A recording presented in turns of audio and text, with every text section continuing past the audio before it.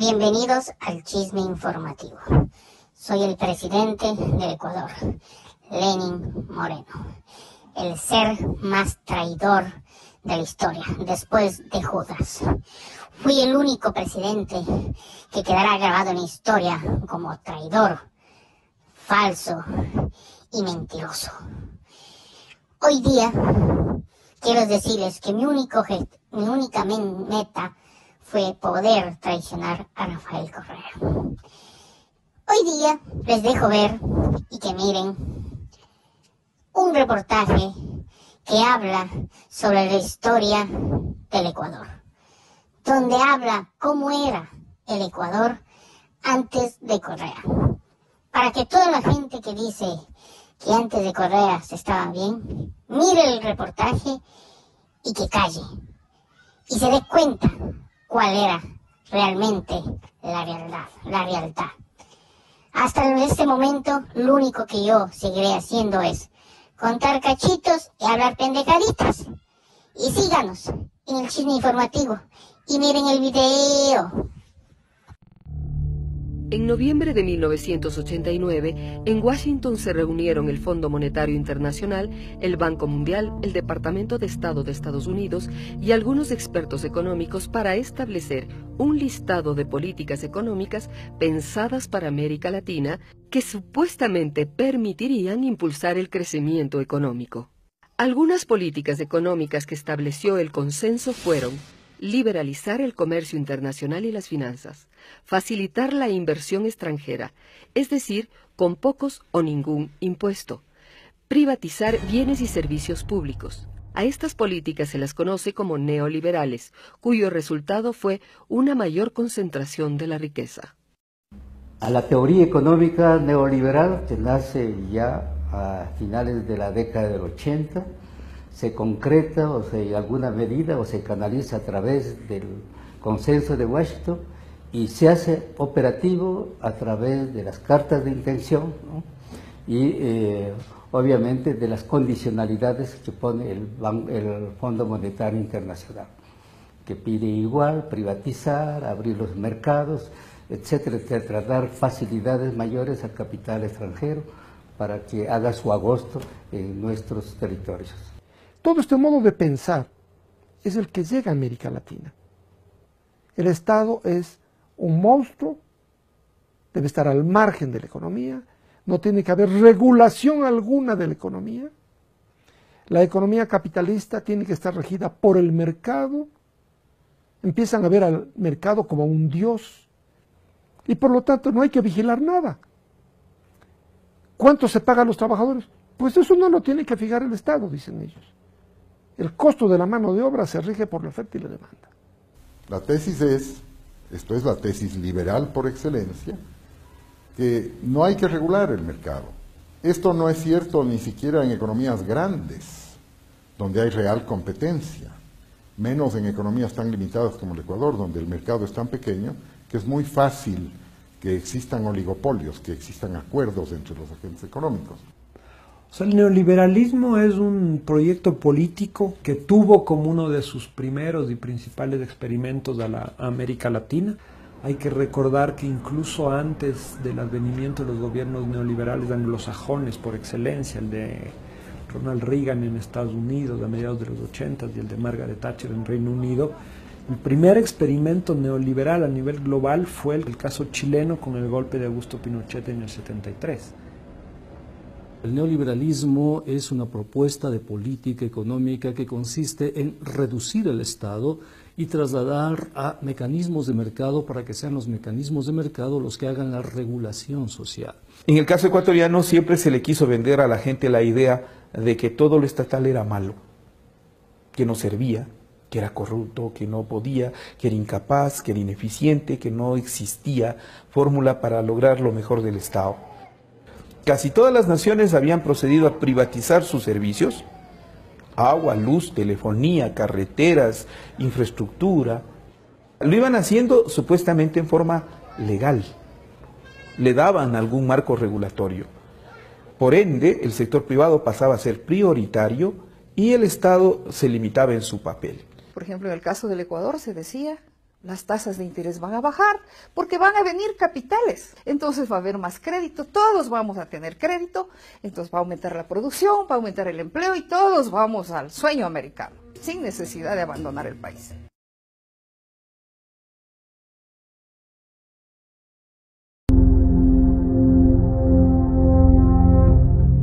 En 1979, el país sale de la dictadura militar en plena crisis de la deuda externa y es elegido presidente de la República Jaime Roldós.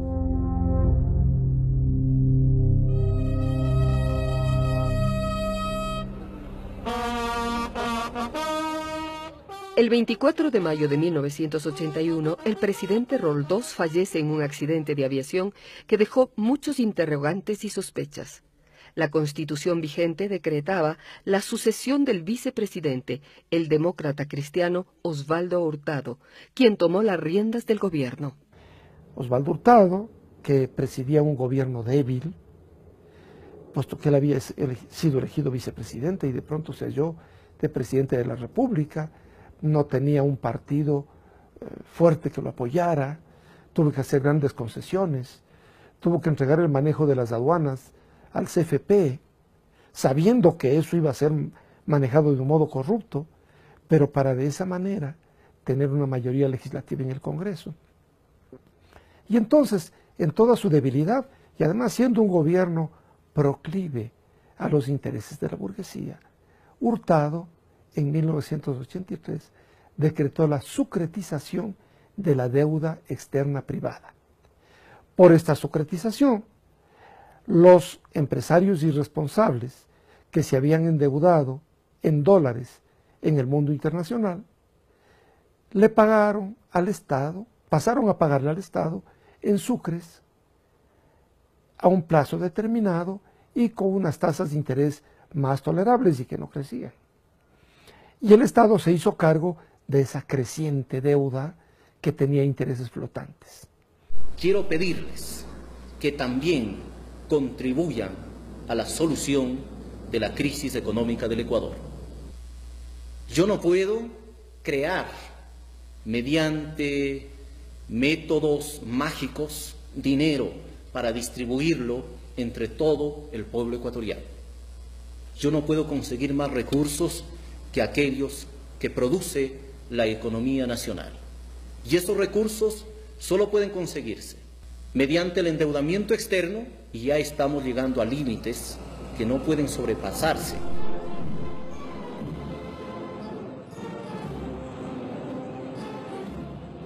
Cuando viene la crisis, ¿no?, y viene acompañada también de una reducción del precio del petróleo, lo que hizo difícil el pago, entonces para los acreedores, las empresas privadas y la banca privada estaba en camino de quiebra casi segura.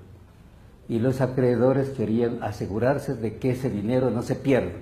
Y la única manera de asegurarse que ese dinero pueda ser recuperado por la banca internacional es obligar al Estado que asuma esa deuda. Veamos qué fue la sucretización.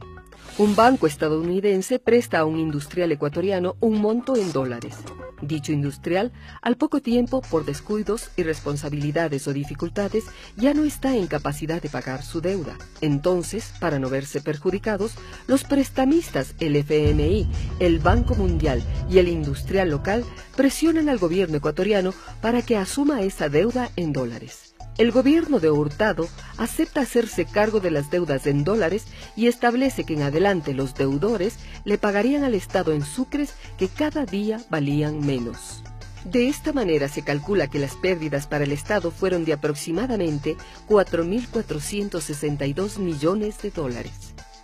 Y obviamente este proceso estuvo manchado también de abusos y corrupción por la banca local y por la gente que se sucretizó, por las empresas que se sucretizaron. Y los que pagamos esa deuda privada de los grandes grupos económicos, el pueblo ecuatoriano, el pequeño productor, el ciudadano de la calle, ¿no?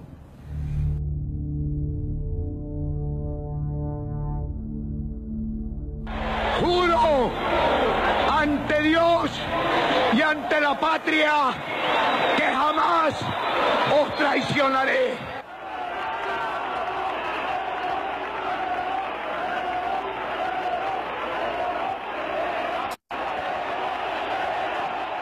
Febres Cordero hizo una segunda socratización.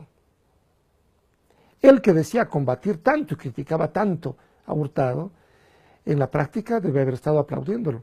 Se dan muchas renegociaciones de la deuda, 3 o 4 renegociaciones. Cada año hay una renegociación y esas renegociaciones efectivamente son totalmente negativas para el país. Los sucretizados tuvieron más beneficios que los que les dio Osvaldo Hurtado, porque se les extendió el plazo para pagar la deuda por 7 años, se les congeló la tasa de interés a valores insignificantes frente a las tasas vigentes en el mercado de la época, ¿no?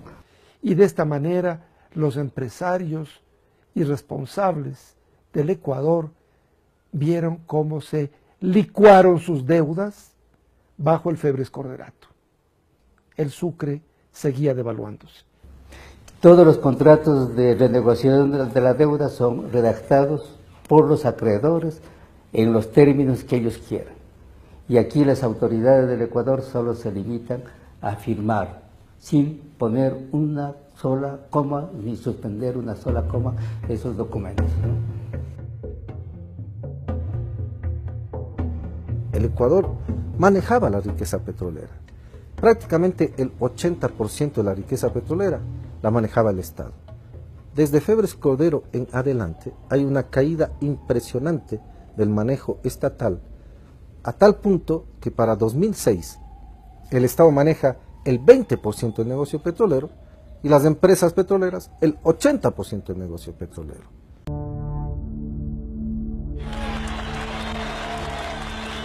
¡Viva el Ecuador! ¡Viva la presidencia de Sixto Durán Ballén! ¡Sixto presidente!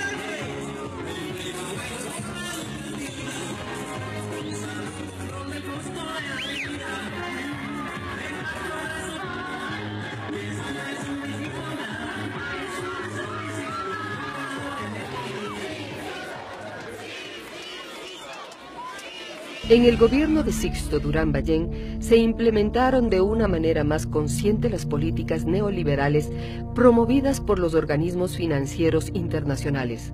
El encargado de la economía nacional en ese momento era el vicepresidente Alberto Dajic.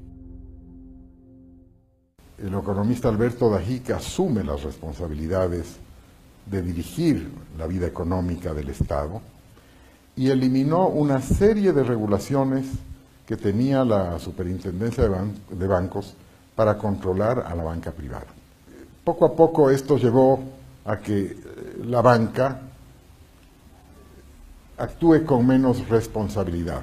No eran responsables ante el Estado, no era responsable ante la sociedad, porque el mecanismo de control que se había establecido tradicionalmente era la superintendencia de bancos.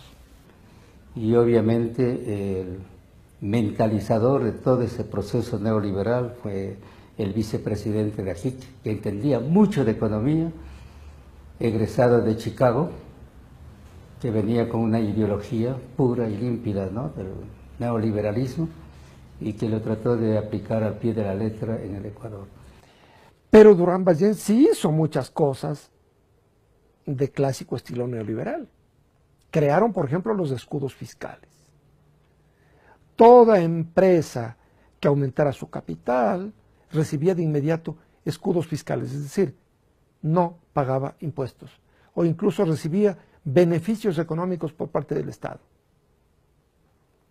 Ese era el plan neoliberal, es decir, engordar a la burguesía, engordar a la oligarquía, y se la engordó en efecto. Pero ¿qué dejó esa burguesía para el país? Cuando llega Durán Ballén y Dajic sobre todo, cambia la concepción de la economía. Ellos llegan con un esquema distinto, con una definición conceptual y política muy diferente, que es lo que hoy podríamos denominar de manera genérica una propuesta neoliberal.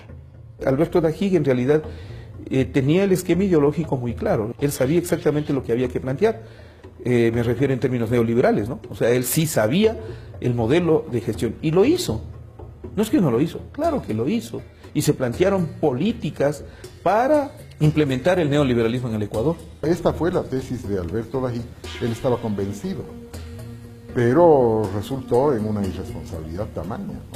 porque la sociedad tuvo que pagar el costo de esa política. Y como parte de la privatización de lo público, este gobierno llevó adelante una ley que fue aprobada por el Congreso de ese entonces, que se denominó Ley General de Instituciones del Sistema Financiero. Esta ley abría la posibilidad para que cualquier actor financiero cree un banco, redujo los requisitos para crear un banco y además redujo las formas de regular y controlar el movimiento bancario. Para 1995, una vez que se aprobó esta ley, tuvimos alrededor de 100 bancos, entre 100 bancos y sociedades financieras en apenas un año. Y con esta ley, en el gobierno de Sisto Durán Ballén, se crea el concepto de banca múltiple. Los banqueros no solamente pueden hacer créditos, préstamos, cobrarlos, sino que pueden hacer otras actividades. Y con una facultad adicional, podían hacer créditos también vinculados a las empresas que tenían los mismos bancos. Los créditos vinculados son préstamos que los bancos hacían a sus propios accionistas o círculos de amigos con muy bajos intereses, con plazos muy cómodos y sin las garantías necesarias. De esta manera, los banqueros y sus amigos adquirían más negocios, compraban poder a través de las radios, periódicos, revistas, canales de televisión. Existen claras evidencias de que estos créditos se hacían a empresas fantasmas, creadas con el único interés de poder captar recursos y desaparecer. En esos años, la oligarquía se llenó los bolsillos con el dinero de los ecuatorianos. Y los bancos empezaron a competir desde lo simbólico y empezaron a disfrazarse como boutiques. Empezaron a convertirse en verdaderos templos. Tú ibas a bancos y encontrabas el hall con mármol, con plantas, con cuadros, y eso te generaba una sensación de que estabas entrando a un templo, ¿no? Y la gente entraba a un templo y consideraba que, como todo templo, es sagrado, y lo sagrado no cambia en el transcurso del tiempo. Pero tú no veías quiénes estaban detrás de los bancos y tampoco veías que detrás de los bancos estaban los partidos políticos.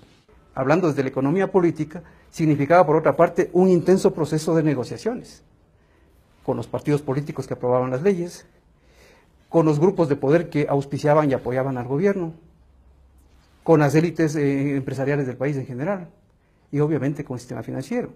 El sistema financiero estaba muy cómodo con el gobierno, es lógico, eran compatibles los intereses, y de hecho cuadros importantísimos de la banca privada estaban en el gobierno o estaban colaborando activamente en el gobierno.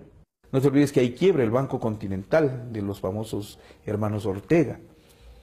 El Banco Continental pasa a manos del Banco Central, prácticamente, digamos, el banco quiebra, y el Estado, a través del Banco Central, sale y salva a ese banco a un costo de más o menos 150 millones de dólares. Bucaram llega al poder y se encuentra con algo que tiene que enfrentar. Ya venía asomando de alguna manera una crisis bancaria.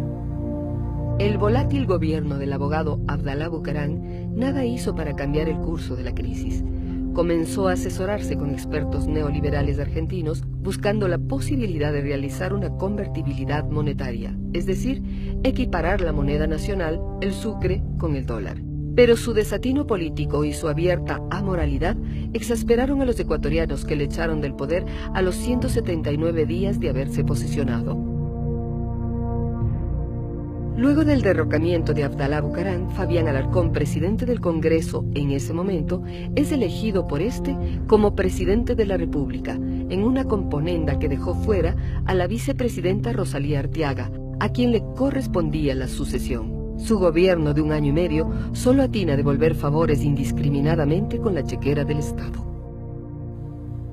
¿No es cierto? El señor Alarcón, con su único propio voto y una serie de amarres políticos, llegó a convertirse en presidente de la República. Creo que es una de las más tristes, vergonzosas experiencias de nuestra historia. Un presidente que subió con tan malas artes y que luego cayó de tan triste manera hasta llegar finalmente a la cárcel. Al final del interinazgo de Alarcón se convoca a elecciones. Los candidatos que llegan a la segunda vuelta son el millonario bananero Álvaro Noboa y el demócrata cristiano y ex alcalde de Quito, Yamil Maguad.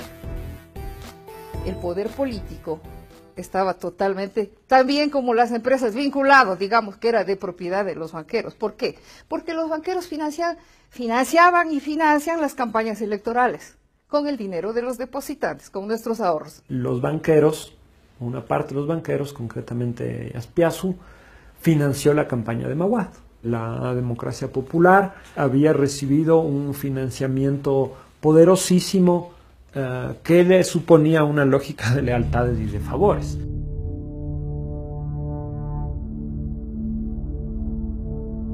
Maguad inicia su gobierno con el objetivo primordial de cerrar el conflicto fronterizo con el Perú y deja totalmente de lado la agenda económica. Los favores de campaña se evidencian en la conformación de su equipo de trabajo.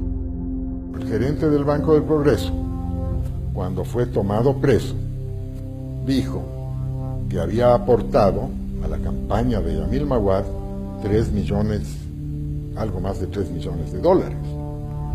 Eso lo vincula, ¿no es cierto?, con los intereses del banco. El gabinete de Yamil Maguad mostraba una fuerte cercanía con el poder financiero del país, que había hecho generosas contribuciones para su campaña electoral. Así, importantes banqueros ocuparon destacados puestos del gobierno.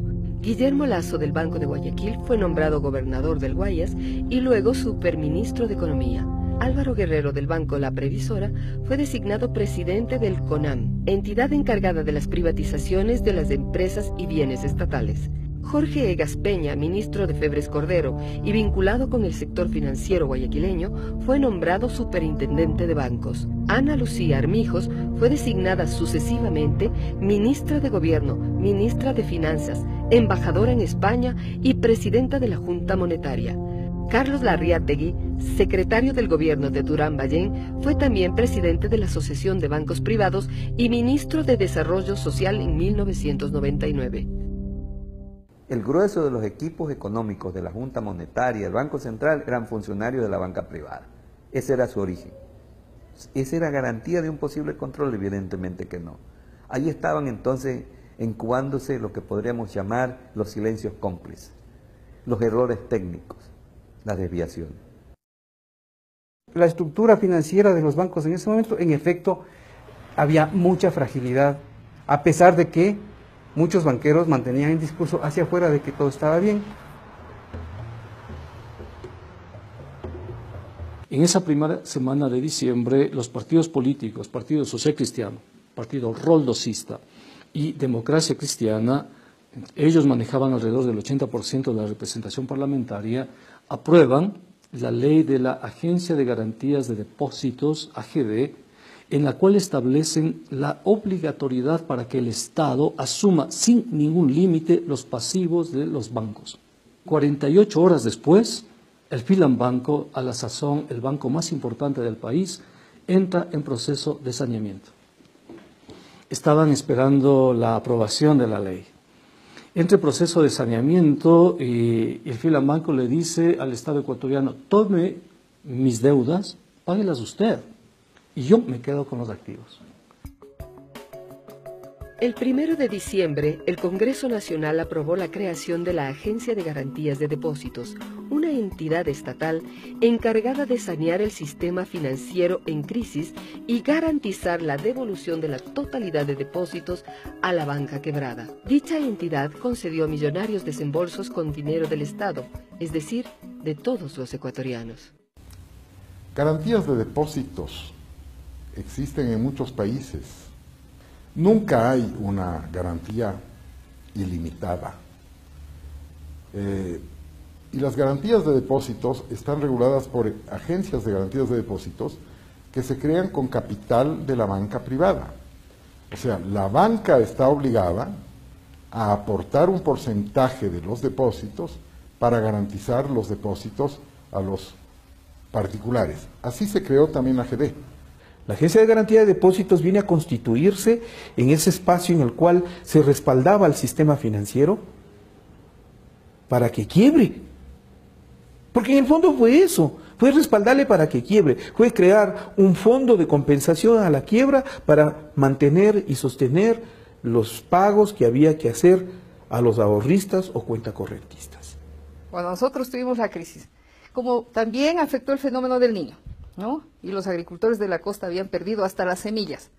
El Banco Nacional de Fomento pedía que el Banco Central le preste 10 millones de dólares para prestarles a los agricultores para que compren semillas. Y el Banco Central les dijo, no, porque eso es inflacionario. Pero al día siguiente le entregó al Filambanco 450 millones de dólares. La Superintendencia de Bancos también era una entidad autónoma. Tenía que regular, controlar, auditar a la banca. La Superintendencia de Bancos debería ser una entidad independiente de la banca privada, independiente de partidos políticos. No lo fue. El Superintendente de Bancos era un banquero. Simplemente actuó para proteger a la banca. El Estado se hacía cargo de las obligaciones de la banca privada, ¿no? Y eso, claro, eso generó un costo enorme para el Estado y para la sociedad ecuatoriana. El sucre se devaluó al 100% trimestral. O sea, cada 3 meses el sucre valía la mitad. Ya. Pero ¿qué es lo que estaba detrás de esto? Estaba el fenómeno de que el Banco Central fue saqueado, no el Banco Central, los ecuatorianos. En esas condiciones, la gente busca dólares. Y comienza a sacar dólares, claro, de los bancos, porque la caída del sucre es cada vez más estrepitosa. Y a ese fenómeno se suma el fenómeno de la deuda de empresarios y de ciudadanos impaga hacia los bancos. Empieza a acumularse una cantidad de deuda que nadie paga y que también desestabiliza a los bancos. El gobierno jamás va a incautar, jamás va a confiscar las cuentas de nadie. Comunico a la opinión pública que la Junta Bancaria ha resuelto declarar un feriado bancario por el día de hoy. Se nos interrumpió para darnos una noticia que la daría el superintendente de bancos de ese entonces. Se decretaba por 24 horas un feriado bancario. Hemos considerado necesario prolongar por un día el feriado bancario decretado hoy por la Junta Bancaria. Pero de las 48 horas la crueldad fue mayor cuando se volvió una semana completa, la del feriado bancario.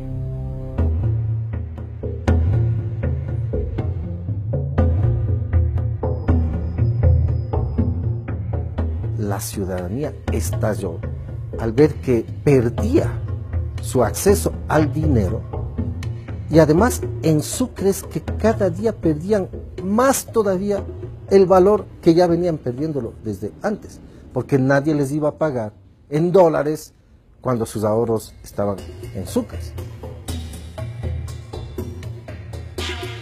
La gente, el sucre que cogía, el dólar que compraba.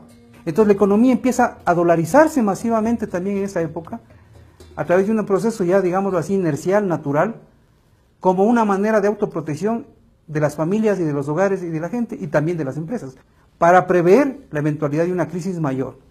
Si yo tengo un entorno de deterioro acelerado, de inflación acelerado, es obvio que se va a producir un mayor deterioro de la moneda y la gente se va a refugiar en el dólar. Si tú tenías ahorros con una capacidad de 10.000 en enero, esos ahorros 6 meses después solamente te permiten una capacidad de 1.000. Has perdido 10 veces la capacidad adquisitiva.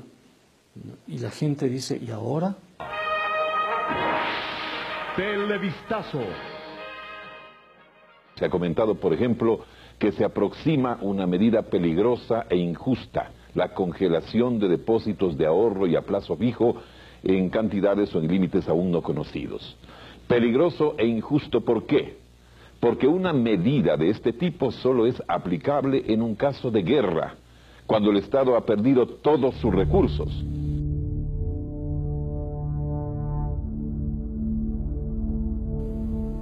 Para abrir los bancos se anunció que se procedía a incautar los ahorros y los depósitos. A todo el mundo. Es decir, todo quedaba congelado.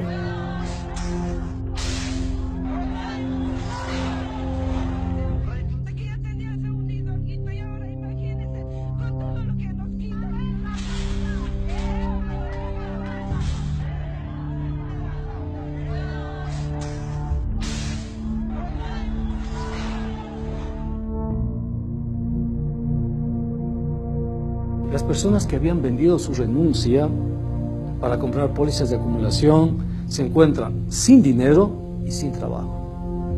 El año más grave de la crisis, el año más fuerte, donde la gente estaba vendiendo sus departamentos, donde muchos hogares de clase media estaban con problemas de alimentación, es decir, no tenían que comer. O sea, literalmente, ese año los bancos no declararon pérdidas. Ningún banco declaró pérdidas.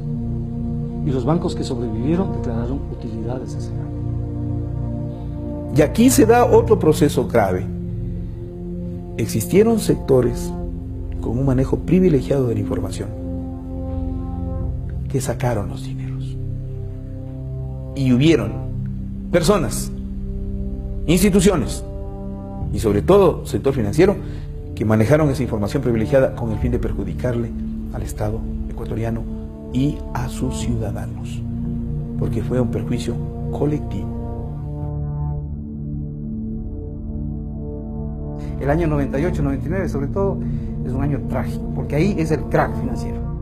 De los 42 bancos que habían a inicios de la crisis quedan 22, 20 bancos quiebran más o menos. Estos 20 bancos que quiebran representaban más o menos del 60-65% del sistema. En marzo de 1999, la situación ya es demasiado clara ante la inminencia de una crisis bancaria generalizada, porque un segundo banco de importancia, el Banco del Progreso, también entra a un esquema de salvataje y enseguida están en riesgo todo el sistema.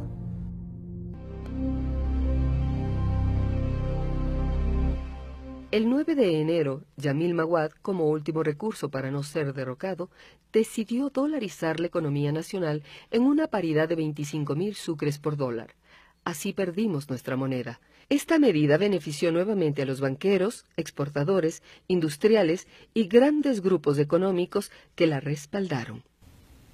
Pocos días antes de que Maguad decretara la dolarización, en una reunión que tuvimos en la Presidencia de la República con el directorio del Banco Central, Maguad dijo que dolarizar sería un suicidio, como saltar del último piso del Empire State. Eso era un día martes. El día domingo siguiente, Maguad decretó la dolarización. ¿Quiénes eran los sectores que empujaban por la dolarización? Aquellos que querían enjuagar sus deudas en sucres. Habían contratado deudas cuando el dólar estaba a 5.000 y querían pagar esas deudas con dólares de 25.000, o sea, la quinta parte. Cuando pasamos a la dolarización, ponemos el contador a cero en la economía, y el momento en que ponemos el contador a cero en la economía, ponemos el contador a cero en todo el salvataje bancario. Porque una cosa es que los bancos devuelvan sucres y otra cosa es que devuelvan dólares. De esta manera, las deudas contraídas en sucres se diluyeron en la quinta parte, pero también se diluyeron los ahorros de los ecuatorianos. Veamos un ejemplo. Si un empresario antes de la crisis contrajo una deuda de 10 millones de sucres, equivalente en ese momento a $2.000, terminó pagando, luego de la dolarización, solamente $400, es decir, 5 veces menos. Similar a lo que el otro demócrata cristiano Osvaldo Hurtado y el social cristiano Febres Cordero habían hecho al sucretizar las deudas privadas en los años 80. De igual manera, un cuentaahorrista que antes de la crisis tenía depósitos por 5 millones de sucres, equivalentes a $1.000 en ese momento, recibió luego de la dolarización solamente $200, es decir, la quinta parte del total de sus ahorros iniciales. Eso liquida la moneda nacional. La liquida totalmente porque el salario mínimo vital, por ejemplo, costaba 100.000 sucres, ese era el precio del salario mínimo real el año 1999. Cuando pasamos a la dolarización, pasó a valer $4. El 21 de enero del 2000, Maguad fue derrocado por una movilización popular en la que participaron mayoritariamente organizaciones indígenas. Al día siguiente, el vicepresidente Gustavo Noboa asumió el poder y ratificó la dolarización. La crisis de 1999 dejó un país demolido, con instituciones desmanteladas. Además, generó una crisis política profunda y dejó a los ecuatorianos sin esperanza en el futuro. En el año 99 y 2000 había una especie de depresión colectiva brutal. O sea, el estado de ánimo de la población estaba pulverizado. ¿Cómo explicar que en medio de semejante crisis, sin esperanza, sin referentes, sin vías efectivas de saber que es posible mover en algo el férreo poder de las élites, no te mueves? Aquí la crisis fue el equivalente de una guerra civil, de un tsunami, de un terremoto. Provocó el éxodo de cerca de 2 millones de ecuatorianos en 4 años. La protesta es una forma de acción colectiva que se da en acto, que se da de modo visible, pero el éxodo también es una señal de un malestar, de una disconformidad, de una imposibilidad, ¿no? Es decir, aquí no puedo desarrollar mi proyecto de vida. La dolarización le debe mucho al migrante, porque el migrante fue el que apuntaló las primeras bases de la dolarización entre el 2000 y el 2004. Y muchos ecuatorianos fueron a Europa, España, Italia, etcétera, y empezaron a enviar remesas. De 1999 al año 2010, es decir, 11 años, el país recibió como remesas cerca de 23.000 millones de dólares. Ese fue, si tú quieres, el salvataje, la boya que la lanzó el mismo pueblo. O sea, la misma sociedad se puso la dolarización al hombro. Como consecuencia de la crisis, se produjo en el Ecuador una estampida migratoria sin precedentes. Si en 1990 emigraron 23.000 ciudadanos, en 1998 fueron 41.000 quienes dejaron el país. En 1999, 91.000 migraron. En el 2000, 176.000 ciudadanos salieron del país. Cifra récord en la historia del Ecuador. Los ecuatorianos abandonaron el país en busca de mejores condiciones de vida para ellos y sus familias.